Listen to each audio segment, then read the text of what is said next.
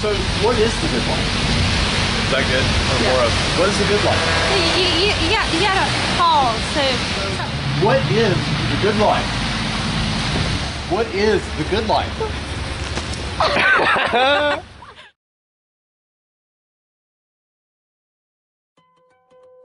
In mid-December, our group of 5 flew out of Memphis on our way to Boston, Massachusetts. From there, we took a bus and a ferry to Martha's Vineyard, an island south of Cape Cod known for its affluent residents and summer visitors. We drove by houses where people like the Kennedys and Obamas had stayed. During our stay, we had the opportunity to interview Miss Elizabeth Sandlin, a nurse from England who moved to the States and opened Long Hill, an assisted care living facility. Yeah. So what usually prompts a family, or how does a family know when it's time to move a loved one into? Well, if grandma can't take care of the stove, she's getting into trouble, she's losing her memory, it's not safe for her to be at home, then she needs to be, in an assisted situation. Yeah. So do they usually move here once the memory loss has kind of started to progress? Yes, I would say that's true. Okay. As soon as they start having problems. I know we were talking about in one of our classes we read an article about how they did a study and they talked to people who had become paraplegic a year after the accident, and then they talked to people who had won the lottery a year after they won it, and it was interesting because both sets of people were usually about equally as happy a year later. I know, I think it's all internal. When it comes to either winning the lottery or, meeting the person of your dreams or whatever. If you're a happy person, you will be happy. I always was happy. I was happy single, I was happy married, I was happy divorced. I used to say happily divorced so no one would say, I'm really sorry. And I had the 2 boys. And every age they were was my favorite age with these 2 wonderful kids, And I thoroughly enjoyed raising them, and I'm happy now they're on their own in San Francisco. I think that's really important.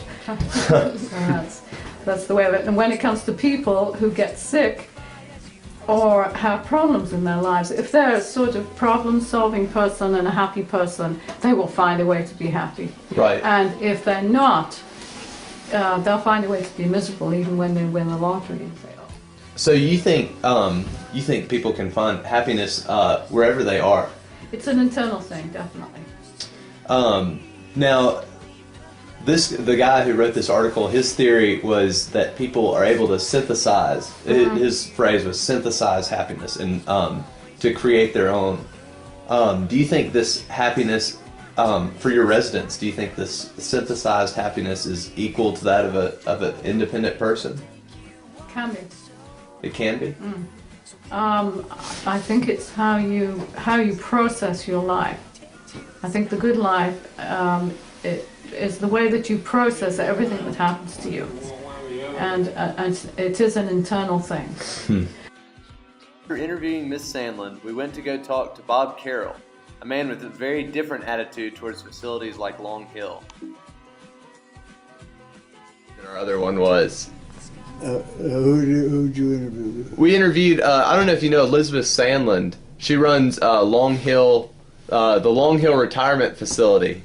I know. She said, I keep thinking I'd go over there. You couldn't get me there with a gun in my head. I don't know who the hell sent you that old bag.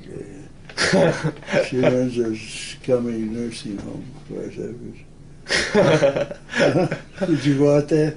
To the Long Hill nursing home? Yeah, we went out there. Oh, you wouldn't want to live there, would you? I would never want to be in a nursing home personally. Me either. I'm telling you, I go out of here feet first.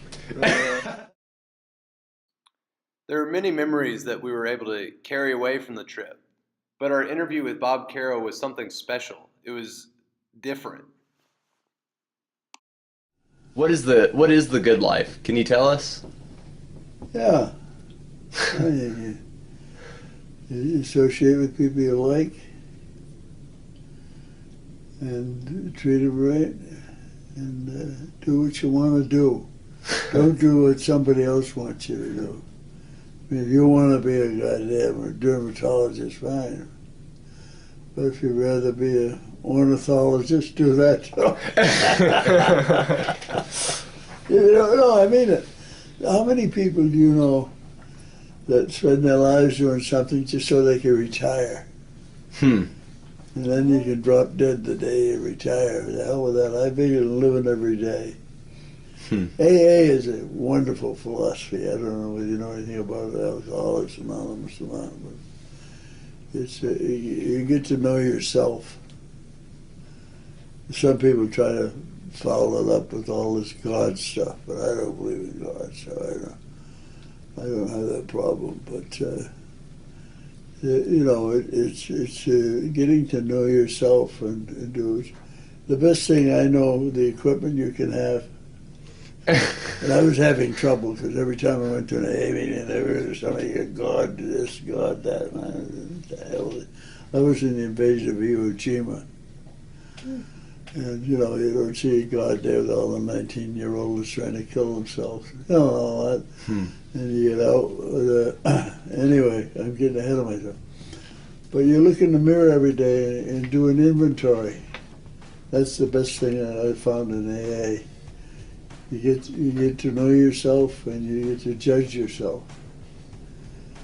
And if you're meeting your own standards, you're doing all right. Money's only good if you spend it. Huh? Really? That's true. Very true. Yeah? Everybody thinks you should. I think I may have had a savings account once, but I don't remember.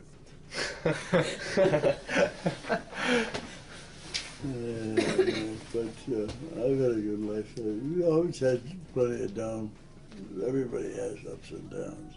Yeah, but I mean it. I think you appreciate things a lot more if you have to work your ass off to get them. Yeah. You know what I mean? And take a lot of chances and everything.